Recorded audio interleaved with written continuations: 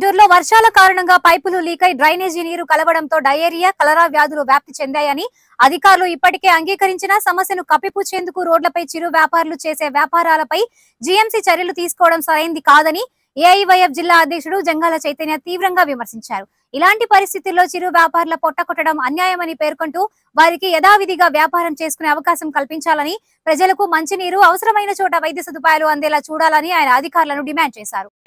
గుంటూరు నగరంలో కలరా, డయేరియా వ్యాపించుతున్న సందర్భంగా ఈరోజు నిజంగా మున్సిపల్ అధికారులు కలరాని, డయేరియాని కంట్రోల్ చేయలేక కలరా, డయేరియా ఎలా వస్తుందన్నది అది ఓన్లీ మంచినీళ్ళ వల్ల వస్తుంటే, వాటర్ లీకేజీ, పైప్ లీకేజీ దానివల్ల వస్తుంటే వాళ్ళు దాని మీద దృష్టి పెట్టకుండా రోడ్డు మీద చిరు వ్యాపారస్తుల మీద దృష్టి పెట్టారు.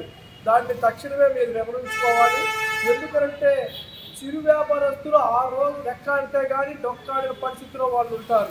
మీరు తక్షణమే మీరు చేసిన దాన్ని తప్పిపుచ్చుకోవడం కోసం చిరు వ్యాపారస్తుల్ని సాగుగా బూతుగా చూపిస్తూ ఉన్నారు.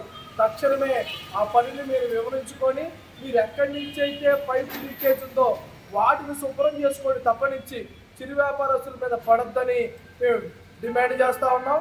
మీరు ఇప్పటికైనా మీ మనసు మార్చుకొని, కలరా ఎక్కడి నుంచి వస్తుంది, ఏంటి డయేరియా ఎక్కడి నుంచి వస్తుంది, పైపులు లీకేజ్ అయ్యి మొన్న పడ్డ వర్షాలకి దానివల్ల ఆ పైపుల్లో నుంచి వర్షం నీళ్ళు లీకేజ్ అయ్యి వెళ్ళటం వల్ల డయేరియా అదేవిధంగా కలరా వచ్చినప్పటి నుంచి చిరు వ్యాపారస్తుల గురించి కాదని చిరు వ్యాపారస్తులు యథావిధిగా వ్యాపారం చేసుకునే విధంగా మీరు సహకరించాలని నేను అధికారుల్ని విజ్ఞప్తి చేస్తూ ఉన్నాం.